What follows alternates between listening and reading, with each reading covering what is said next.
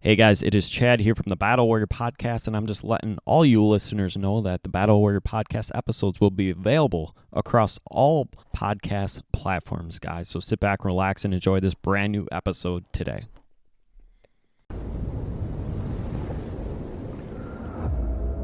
Please beware. The voice in your head is a threat.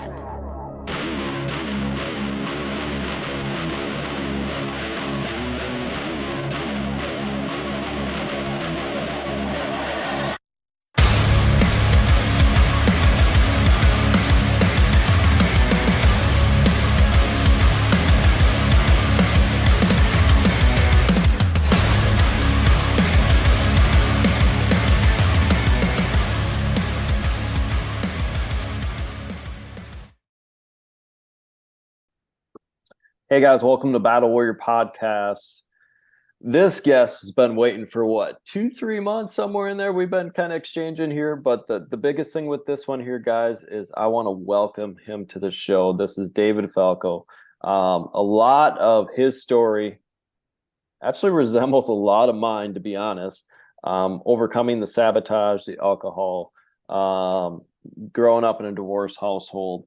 I didn't run away, but in general, you are carrying the underdog theme so much, and let's tap into this in general, how we live our life, because you're pretty much my age, and we're already talking about famous early 2000 CDs with middle fingers on it. And guys, if you don't understand, it's Kid Rock when he was good, and just how much of that metal slash music influenced your life. Yeah, absolutely. So let's even like going back, I got a quick story just on the music stuff. So that was the red one, not the white one.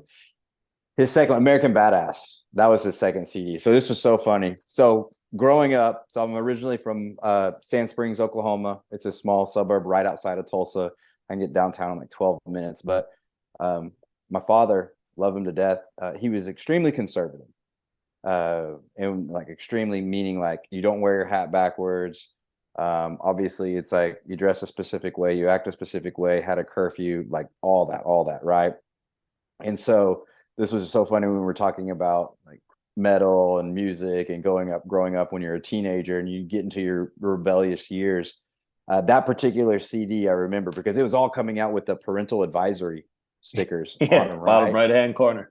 Right, exactly. So you go to Best Buy and you'd get they're still in their CDs because obviously there wasn't iPods out yet. But I'd buy the CD. It's like, oh my gosh, what is Dad gonna think if he sees this CD with this parental advisory sticker on it? And so I bring the CD home, and I'm like nervous, so nervous. Especially like even if he heard it, he would just be like flip out. And so I just open up the CD. I take the cover out, right? So I just throw that away, disregard it, whatever. And I hide the CD. I don't remember where, either in the dresser, just somewhere where it's like, it's not out in the open. Because if he would have seen it, he'd be like, heck no. And then especially if he would have heard it, he definitely would have approved of it. But there was a lot of that trying to like, just when you're growing up in that type of environment, there was a lot. And I wouldn't say a little bit of rebellion, but I think with any teenager, I think there was a lot of rebellion.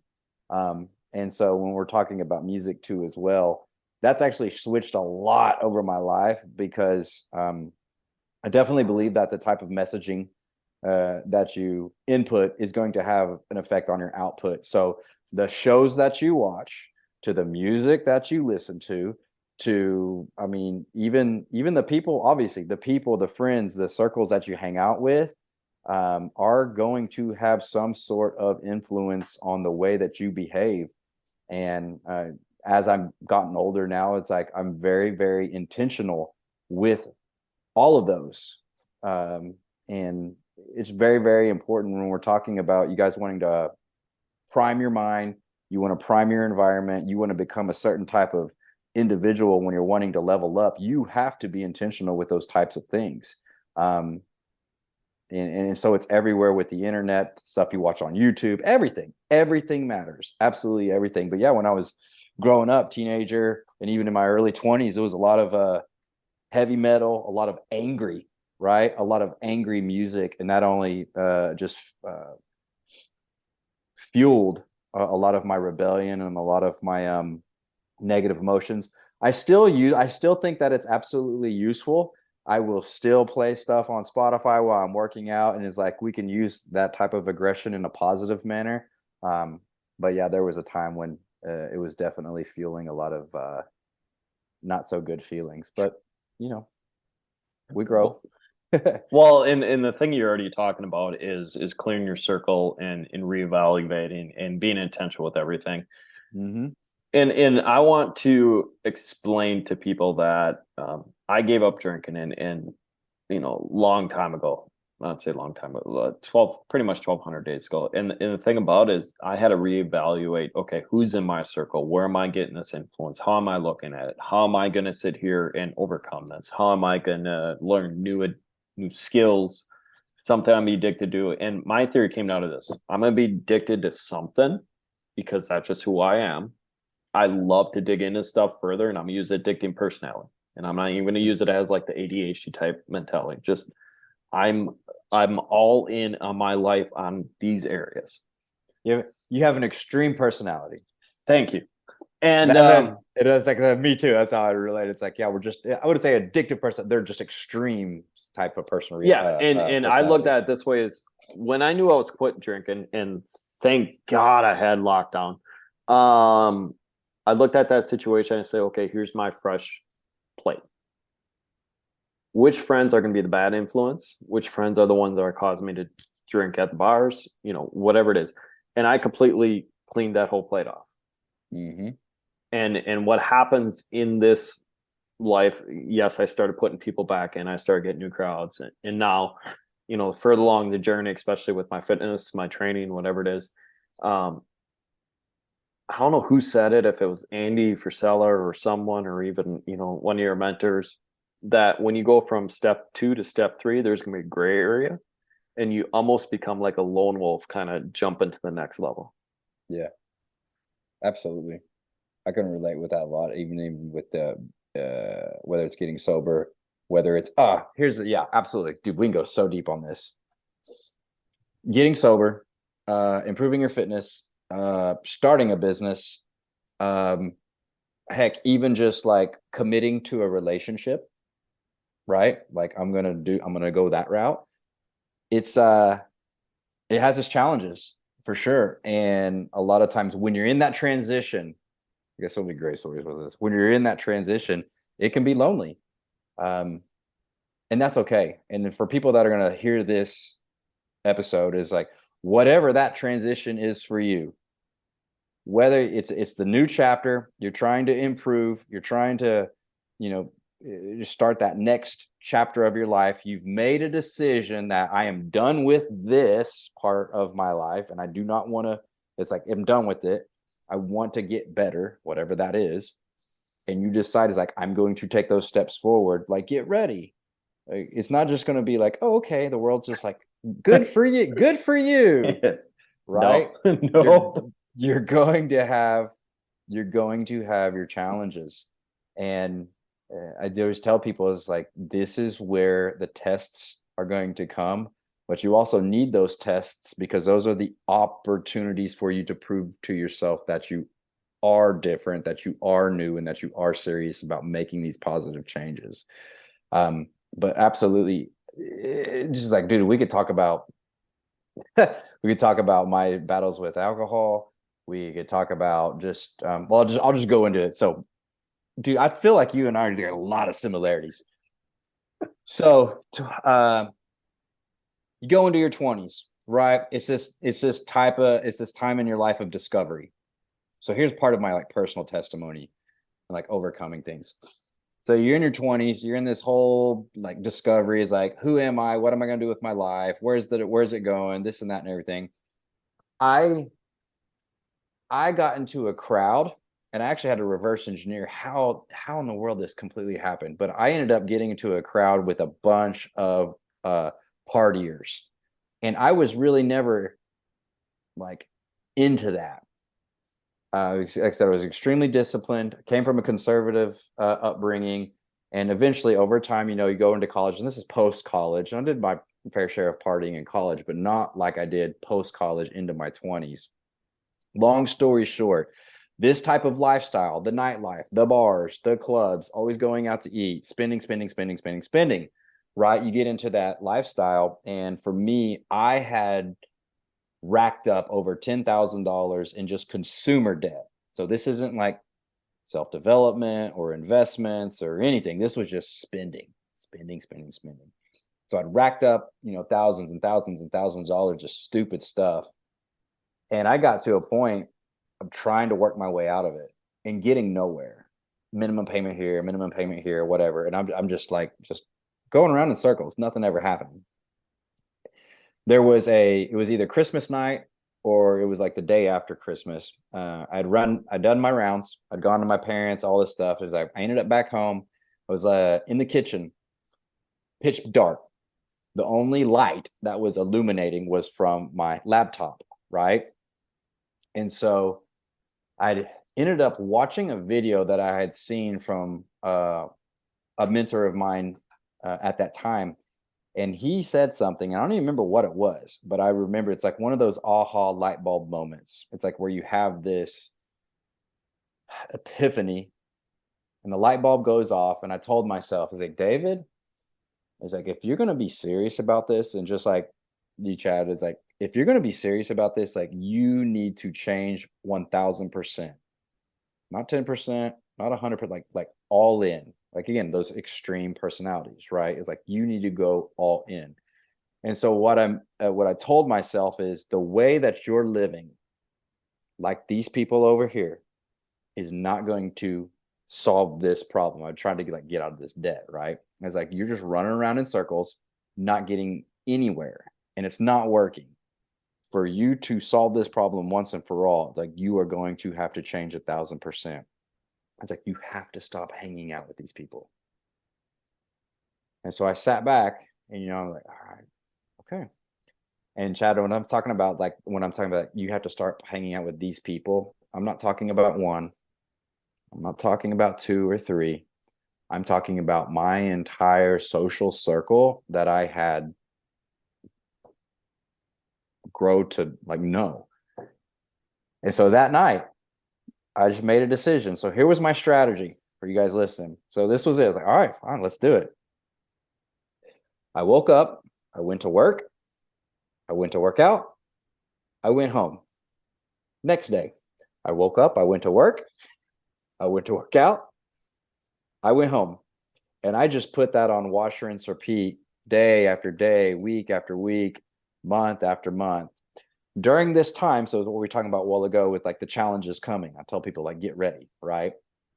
So now we would categorize it as FOMO, fear of missing out, right? This is back before even FOMO was a term. Well, in the beginning, like the first week, right? It's like, okay, I'm not doing it. And here's the thing, I want to preface this. Like those people, I want to preface this to the audience. It's not that they were bad people. I want to put context on that. I don't consider them bad people. They weren't bad people. It's just the way that they were behaving and the way that they were influencing my behavior was not in alignment with what I needed to accomplish. It was not taking me down the right path. It's like, I had to make a decision. So I made a decision. It's like, okay, no more. So I didn't make an announcement or anything. I got focused. Woke up, went to work, went to work out, went home, wash, rinse, repeat. First week, what happens? Cell phone. Hey, going out to the club. You rolling? Nah, man. It's like, I'm staying tonight. Next time, maybe. A couple days later, right? Hey, going out. Taco Tuesday. Let's roll. It's like, man, I'm just going to eat at home tonight. No big deal. Next couple days. Thursday night, right? It's like, hey, what's going on? Let's go. Da, da, da, da, da. It was like, man. The texts and the invitations kept coming, and you guys that are listening is like, this is going to happen. Like, you're going to still get the invitations. You're still going to get the, hey, what's up? Let's go. Hey, where you at? So that's how it starts. And then eventually it turns into like, dude, like, what's going on? And then it'll be like, or it was like, you too cool to come hang out. It's like, oh, then you become the guy that, oh, he just ghosts, right? And so there's this whole transition of invitations, where you at? Hey, you too cool to hang out? Like, what's going on? And so those are going to be the tests. And like I said, the whole FOMO that may come about with it. But like, if you're going to be serious about this, it's like, blinders. You have to get your blinders on, because if you don't have a change of heart, I heard this in a sermon a couple weeks ago. So it's not a behavior modification. It's actually changing about your true beliefs and your feeling within your own heart. Yep. And if you don't believe that this is not helping, I need to do this. If you don't actually believe this and like have a change of heart, those old behaviors are going to creep back in eventually. It may not be this week, it may not be this month, it may not be this year, but eventually, if you don't have that conviction and like, I gotta stop this. It's not I gotta stop, I must stop. If you don't have that conviction, those old behaviors are going to creep back in, and then you'll start to negotiate, and then you'll start to rationalize, and slowly and surely, it's the same thing with weight loss, right?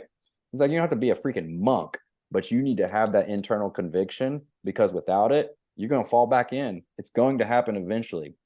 So the invitations, it sounded like that. I kept declining.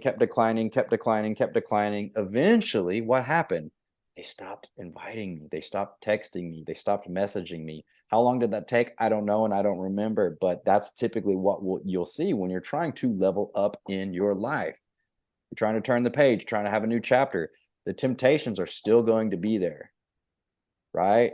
You're trying to like settle down and like get in a solid relationship. Your single friends are still going to be doing their single friend things, and they're still going to be trying to invite you, and they may be putting in environments that you don't need to be in.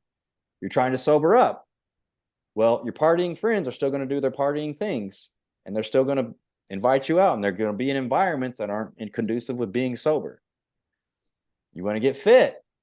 It's like all your non-fit friends are still going to be doing all their non-fit things, going out to eat, and this is like, and they're still going to invite. So get ready.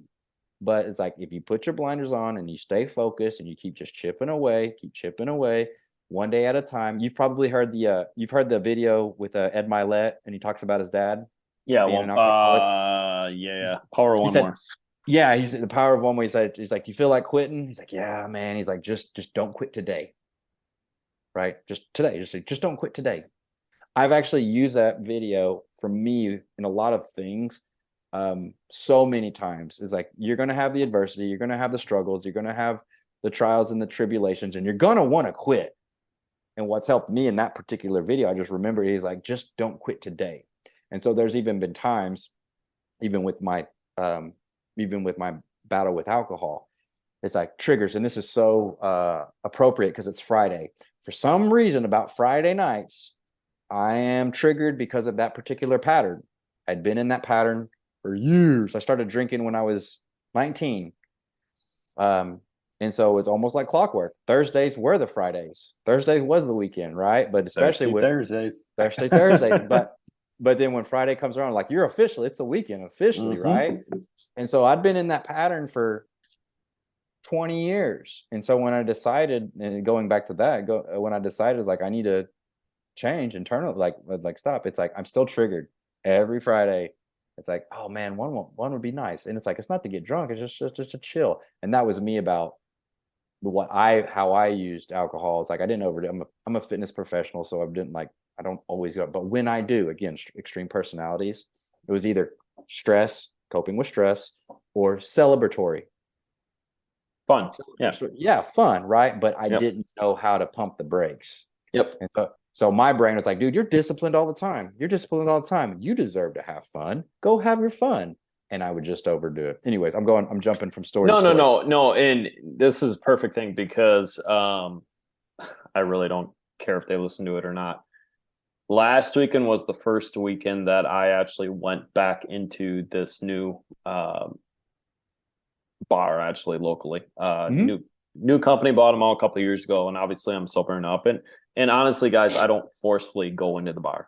Like, I'll go into a bar for a meeting, or like my family still drinks. So I'm like, hey, let's go see a band. I know my alternatives, but I want to use my red flags when I enter any establishment that has alcohol. First and foremost, I need to have someone with me that makes me safe, because I know the anxiety of me. How you want to crave the anxiety? You know it. I know it. You're going to grab some. That's it is what it is. So I got to have someone that's safe with me. I got to know where the exits are. I got to know where the bathrooms are, and I got to know how I can drive out. Mm-hmm. And I'm not saying this, guys, because I'm not going to get drunk. I'm not drinking. It's if there's shots that are getting rolled next to me on the bar, I need to get the hell out. Mm-hmm. Like that's my red flag.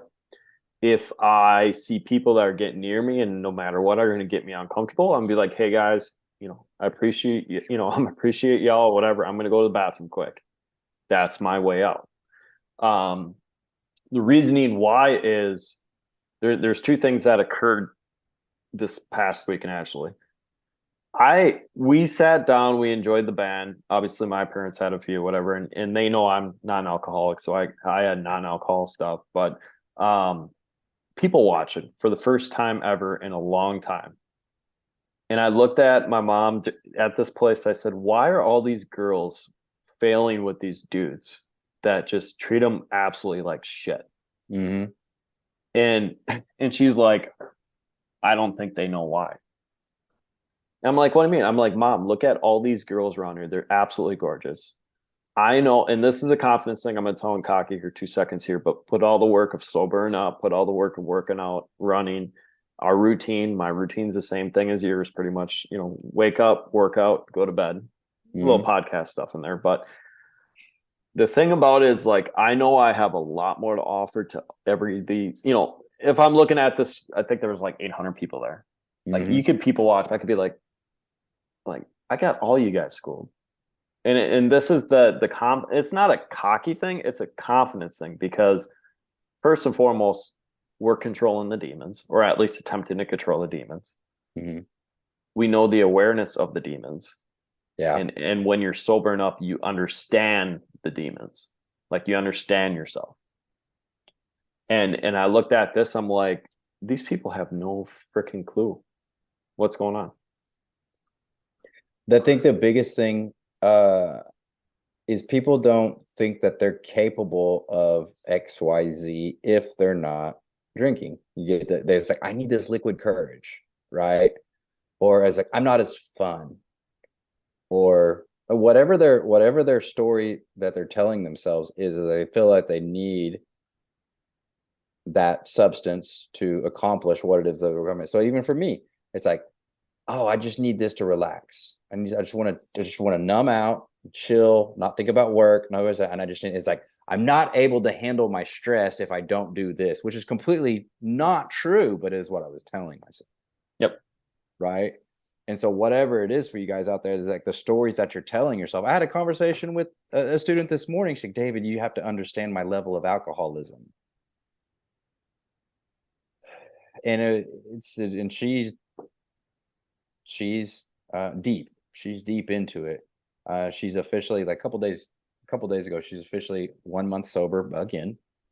And what I said to her is like, we need to address these patterns, because you're jumping from one negative pattern of behavior to another. So like, she hasn't been drinking, but she got stressed out, and then she goes, like, she's posting it. She's like, and her literally in the copy of her post is like, I'm sober, but I'm stressed out, and it's like, I'm gonna go eat this cake. It was basically the thing I was saying. And it was like, I'd message her like, dude, it's like, that's not the point. It's like, you're jumping from one negative behavior to another negative behavior, and it's not a winning formula. Anyways, but yeah, it's like, you're hyper aware now. It's like, when you're around in that environment, when you're sober and you're looking around and you're just like, wow. And it's like, you didn't realize just how I don't even know how to describe it. It's just, if you look at it differently. And you guys all know, if you guys have been listening, it's like, if you've ever been sober and you're in a room full of people who are drunk, and people who are maybe even be drunk excessively, it looks ridiculous. But I'm not here to judge. I was one of those people too as well. I took it to the extreme when I did drink, because I didn't know how to whatever.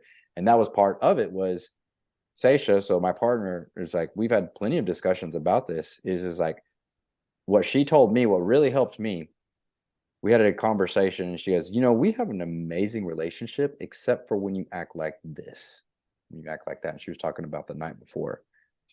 And that particular conversation and how she put it, that was the one thing that it finally clicked, because we'd had the conversation plenty. And that's what I'm talking about, when you actually have that change of heart, because I was like, yeah, I'll work on it. Yeah, I'll work on it. Yeah, I'll work on it. But when she put it that way, He's like, we have an amazing relationship, except for when you act like this. It was something that clicked to be like, dude, this is potentially a something that could jeopardize your relationship. And I never looked at it like that. I never took it serious. That's why I didn't change. I never thought it was a big deal. That's why I didn't change. I thought it's not a big deal. It's just like, I'm just being goofy. I'm just de-stressing. I'm just celebrating. Not a big deal. And then when she said it like that, I don't know why, but when she said it like that, I don't know if it was just the conviction in her voice or the look in her face or whatever, but it clicked. And he's like, if you do not change, this is a potential threat to your relationship with your family. So cut it out. And so what I told myself, Chad, this was crazy. When you like create these painful scenarios, right? I said, okay. I said, I'll be damned if I have some other man raise my kids because I was too stupid or I was just too ignorant to be able to handle my stress better or to celebrate in an appropriate manner. Like, that's so dumb. It's so dumb. And that's what I told myself. I was like, I'm not going to have another man raise my kids because I don't know how to handle my stress and I don't know how to celebrate and have fun appropriately without pissing people off. You idiot. Get your act together. Snap out of it. Stop this. Stop. And so since we had that particular conversation, then 100% sober sin, I still struggle. I want to be very clear with the audience. It's like, I still struggle, but I have to be intentional with it. Your strategy, I love. It's like you have expectations and boundaries. You have a strategy going into the facility, not the facility, but yeah, the venue. I love that. I've never heard people say, okay, where are the exits? Where are the exits? Where's the restroom? Like, you have these, like you said, these red flags. That's great going into because you're more prepared. Rather than getting these curveballs thrown at you and don't know what to do. It's like, no, I know exactly what to do when I'm feeling a certain kind of way. Like, if this happens, this is what I'm doing. If this happens, this is what I'm doing. And it's like, you're just prepared, and that's smart. It's really smart. Yeah, and the reason why is because I knew every time, and we can keep talking and talking and talking because we both were in this situation. We're both near the same, pretty much same behavior at the times. But like, yeah, when I walked through a door, I knew automatically, okay, and I still struggle even going in. So if I'm meeting people in a place that I don't know anyone, and I'm not I was a social butterfly when I was drinking, is how I was worded. I didn't know at the time is the alcohol dropped down my wall to where I became an introvert extrovert. Mm-hmm. Now I'm more introverted, not because of my natural tendency to be an introvert. I'm an extrovert. I just don't care. Like, I will talk. I'm in a good space where it's like, I will chat with you, but I'm not going to chat with you unintentionally. Your inhibitions are lowered. Yeah. That's what alcohol does. Yeah, absolutely. And that's even the same thing. It's like some of those negotiations and those stories that you tell yourself. So even one of those is like, I'm more fun when I do this because I'm like, when it comes to work, I'm like serious, I'm focused, I'm disciplined, I'm this and this and this. And when it's time to cut loose, it's time to cut loose. And it's like, people will enjoy me more because I'm not so serious. It's like, it's like I'm more enjoyable to be around. Those were some things that I would tell myself. Yep. And they're not necessarily true, but that was the story that led to these like rationalization of why I behaved in that manner. It was never, thank goodness, it was never a point of an actual addiction. It was just poor choices because of bad logic. And so I know that there's a lot of people who are in that particular area right now. And it's like your story is still in your control. This doesn't have to define you as a person. Like, you still have, and so it's like, if you're in that part, like I was, if you're in that part, it's like, you can switch this around. But again, it comes back to, it's like, you got to have some internal change of heart if you're going to be serious about it. And the only way that you're going to be serious about it is if you view it as a serious manner, because if you don't, you won't. Yeah. And the biggest thing is, and this, what I'm going to say is going to overlap in everything you do in your life. And it's going to sound so simple, but yes, it's so hard at times, but you have to put in the work. Absolutely. Absolutely. And like I said, you're gonna get triggered. So even like for you now currently, this will be an interesting topic, is like, Yep. what are your triggers? Multiple things here. So I'm gonna go at different levels. So if I'm going out public, um, me walking into a establishment where I know there's alcohol that I haven't been in before, I will have such high anxiety. Mm-hmm. So no matter what, like I physically have to walk in with a friend or I have to physically meet a friend in there to kind of go past that wall. That was one of those where no matter what, the behavior that came with what is I'm going to go to the bar and grab something right away. Yeah. That's a trigger right there. Shots. So my two biggest issues I had was hard liquor, which was whiskey and vodka. Whiskey, I have to physically be, and I'm 100, like I said, I'm getting near 1,200 days. I do not smell it now when I'm next to it. There was to a point where I could smell it 15 feet away.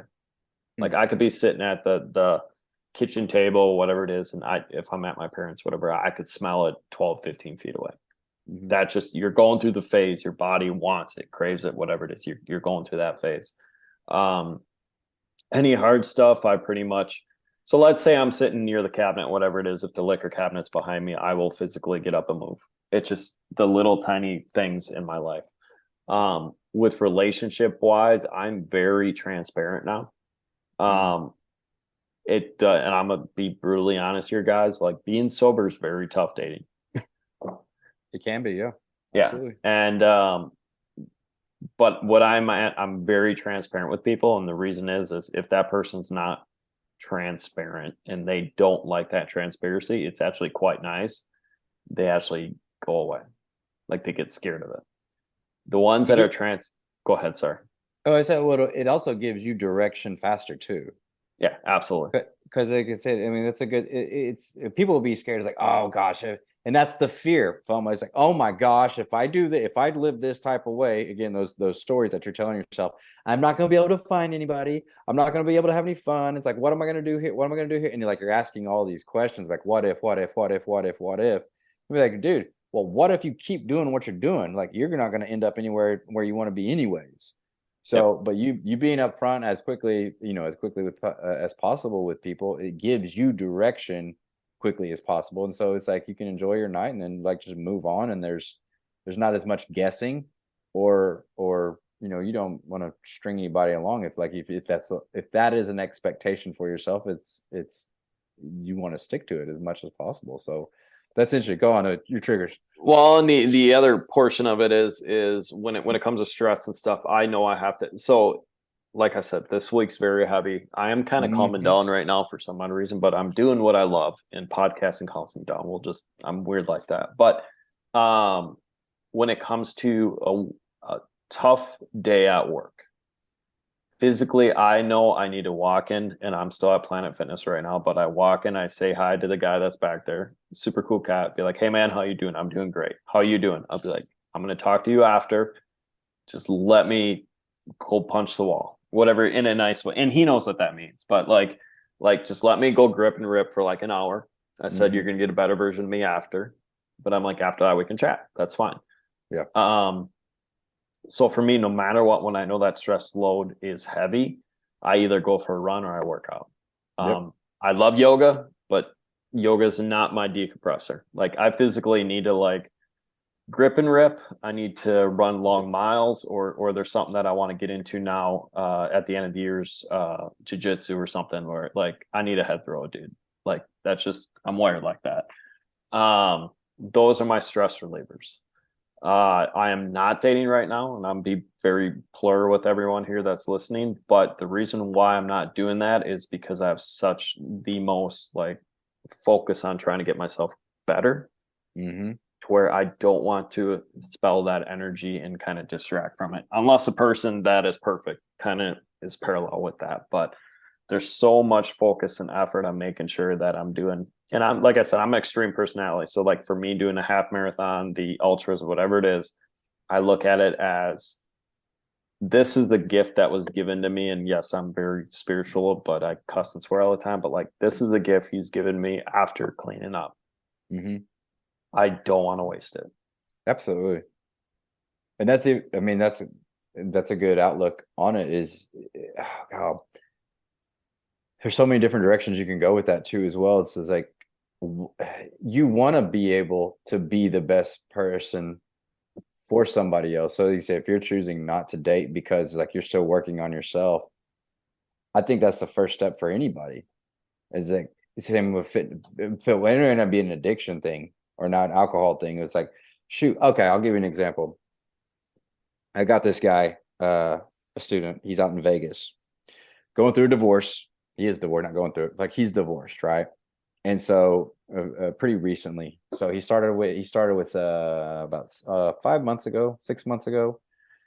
The whole premise on his program, and I told him, I says, all right, this is where you're at. And one of his biggest things is like, he's worried about being lonely for the rest of his life. Like he's newly divorced. I went through that too. Yep. Right. He's like, God, am I going to be alone for the rest of it?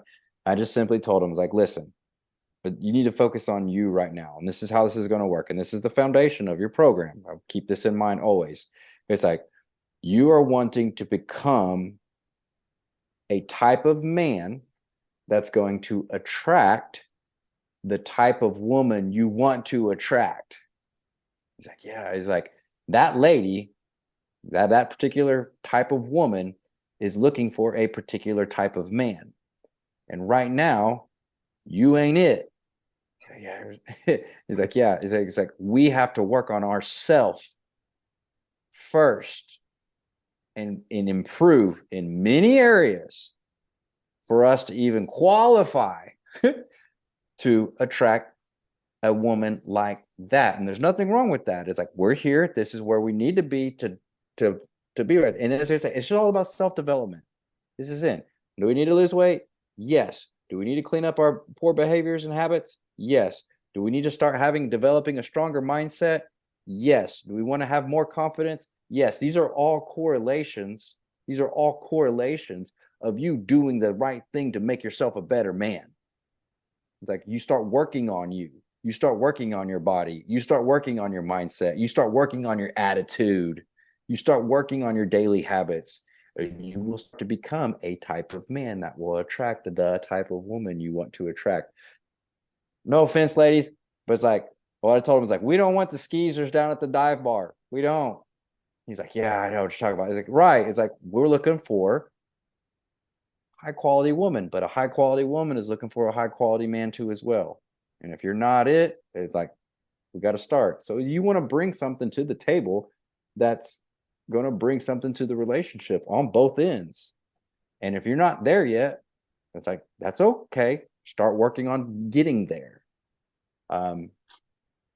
It's like, it's so many different, yeah. There's like, I mean, we can go on for this. Like, Well, and the last thing is, and honestly, it's going to take off to the message that is brought out in Salt Lake City. And there's a lot of men's man, whatever, manly man. We'll use that term that are leading a lot of guys. There's probably one or two, probably three of them that are in Salt Lake City that are all very good friends that are leading brothers through this whole pattern. And the number one thing that they say throughout that 3 people group is get your house in order. Start there. Right? Which means you. Yeah. It's if you get your, I mean, that's the first, I think that's the closest thing proximity wise that you have control over in the things that you're wanting to improve. Right? What are we talking about? So our health, our confidence, our finances, our career, things like that. Start with your health. Like that's the thing you could start immediately, like tonight.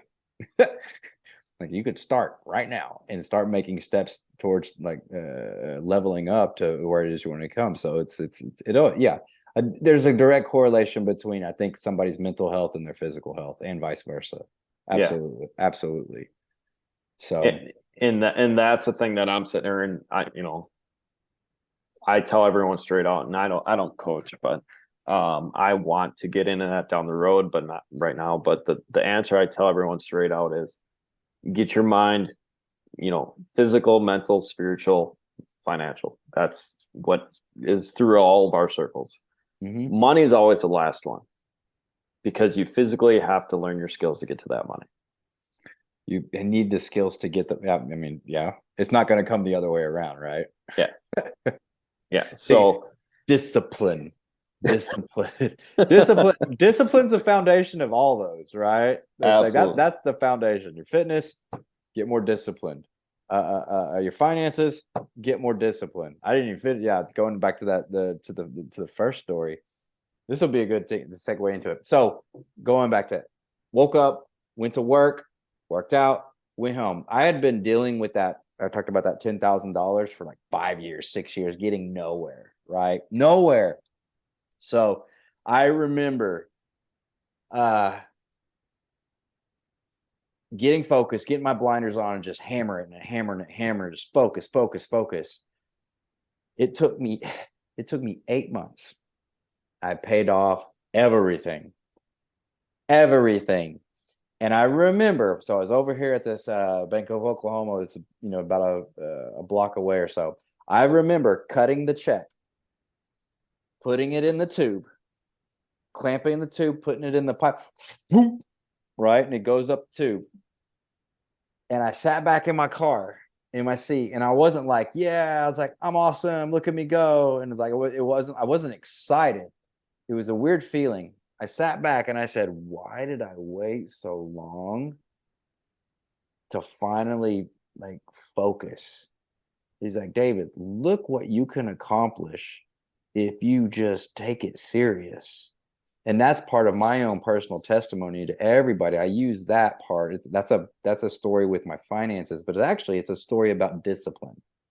It's a story about having intention. It's a story about knowing what it is that you want to accomplish and going at it with your whole heart, full 100% effort.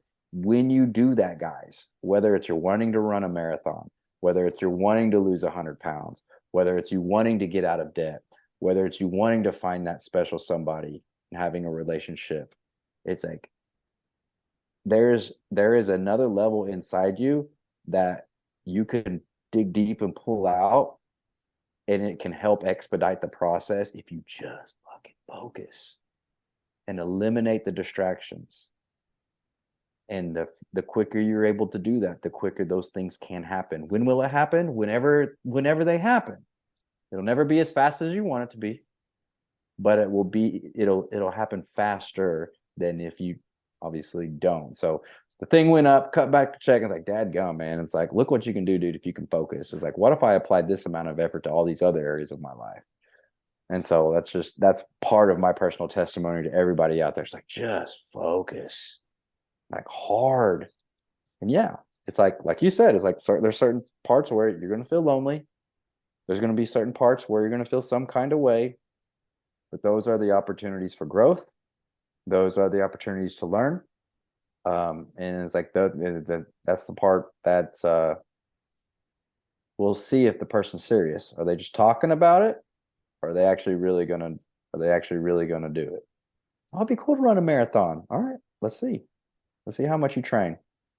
Let's see if you get up, when it's 20 degrees outside, you got to get in your volume. Oh, I want to lose this weight. All right, cool. We'll see. Oh, I want to get sober. All right, okay. We'll see. It's like anybody can do it for a week, month, right? You're like 1,200 days. I'm calculating in my mind. I'm like, damn, that's like 4 years. That's serious. But you took it serious, and you're still taking it serious. Well, because I know, and I'm going to answer it this way, truthfully, guys. Like, do I miss it? I do miss it. Do I want to do it? No.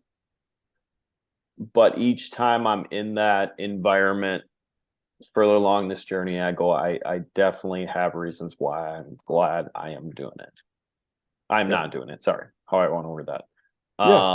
Because, and I'm going to use this place, for example, I was asked last week, Saturday. It holds 1,400 people. There's probably 1,000 people there. I guarantee if I walked to everyone in that place, maybe I probably would have had maybe one or two that probably ran a marathon out of 1,200. Right. And it's, you're looking at this saying, okay, I finally accepted it. I fought so hard the last year and a half to understand I'm different. And then finally someone in this in one of the entrepreneurship groups, whatever it was, one of the groups I'm part of, they're like, dude, you're totally different. And I'm like, how do you know that? He's like, I knew it within the first 5 minutes you started talking. I do this, and this. He's like, whoever has that workload and you can start rattling that stuff in your top of your head, he's like, you're not a normal person. Yeah. And to me at that moment, I'm like, okay, now the outlier is starting to kick in and it feels great. Well, the thing about it is like you can tell, like everybody, I mean, I say people, some people are, they have enough awareness. Like if you're around an individual within the first 5 to 10 minutes, it's like you can pretty much tell if this is going to be somebody that you're going to click with, if this is somebody you respect, if you don't respect, are you going to take them serious? Or you're not? Like you'll know pretty quickly. And so, if you want to, that's the thing, you're different. I would applaud that. That's something I'm going to tell my students. Like, be the weirdo. It's like there's such a negative connotation. There's such a negative connotation to being different. I'm like, it might be weird to them, it might be different to them, but it's completely normal to us over here. And so it was like, it's like, you may be removing yourself from this type of lifestyle, from this type of person, from this type of environment. But there are you guys got to understand this is like, you're not alone.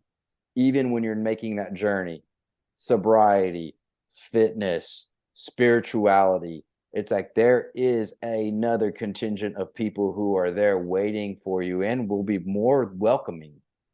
Like you're not alone. You just need to find those types of people. Like they're out there. You are not alone in any of this. People who have had the same struggles, people who have had the same temptations, people who have had the same setbacks and failures. I'm raising my hand on that one. Right? People who have had the same setbacks and failures, like they've been there, and it's like they've also been wildly successful.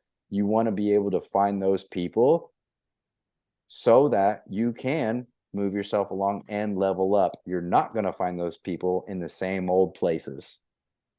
You're going to have to look in new places. And yeah, like you said, you got to put in the work. It ain't just going to happen. Yeah, and the cool thing about it is you sent the ball up in there, and I'm gonna hit the home run here. Speaking of the new places, where can all my audience find your place? Oh, absolutely. So on Instagram, it's freefalco_fitness. FREEFALCO_fitness. And this is my page is all about helping people become better. And so whether that is, like I said, I mean, obviously it's like I'm a fitness professional. So obviously that's going to be, again, foundation. But I think the biggest thing that we talked about is, again, establishing discipline. You want to get your finances right, you need to be more disciplined. You want to get your fitness right, you need to be more disciplined. You want to have a conversation with somebody who's battling their vices or addiction or whatever it is, you need to become more disciplined. But I mean, I want to let everybody know it's like I have failed so many times in my life. I am not by any means perfect. I've had a more than my share of mistakes, mishaps. I've gotten in trouble with the law. I've just a lot of things that I'm not proud of, and I'm not here to judge anybody. What I am here to do is to give you guys hope, but also to really challenge you to get uncomfortable with seeking, again, that higher level. And it's going to be okay. It's like, it's not going to be fun. It's not always necessarily supposed to be fun. The fun will come is like when you become that new person. And for you to do that, yeah, you gotta find those types of people. And so freefalco_fitness, that's my Instagram handle. On Facebook, my actual government name is David Williams. In parentheses is Falco. But I mean, like you can find me on Instagram. That'll be the easiest. And like I said, just, hey, I heard the podcast, I'm still dealing with X, Y, and Z. Hey, no, I've thought about, getting my life together. I've thought about something that you said, and it's like, and it's like, cool, we can strike up a conversation. That's all. Again, it's like, that's cool. I wouldn't have met half the people in my life if it wasn't for podcasts. True Nine- story. True story. Yeah. 90 to 95% of my people. Yeah, it's crazy. Like it's a very powerful platform, from my coaches to my mentors to people across the nation, but also the world too as well. It's just so guys, it's like you're not alone. The struggles, the feelings, the emotions, like there's people out there who have gone through them. There's people who have been wildly successful. You want to find those people, and you know, as long as that the effort is there and the intention is there, and if you never quit, that's the biggest thing. I tell people, it's like, if you just decide that you're not going to stop, you're going to become unstoppable. It comes down to a decision. So again, fitness, sobriety, spirituality, whatever. It's like continue to work on yourself, continue to have self-development. That's important. It's going to be important now and forever. So get to it. Stop procrastinating. Let's freaking go, people. Right? All right, man. Thank you, man. It's Friday night. We're going to shut it down. You need to work out. I need to work out, and we're going to call it even. So thank you very much. Chad, I want to thank you so much. It was a pleasure being on here. Like I said, if this touches just one person out there in the internet, like, we've done our job. And so, you know, I want you guys to have I'm honored to be on here. And I want to wish you guys all just a happy Friday night and go crush it. There you go, man. See ya. Awesome.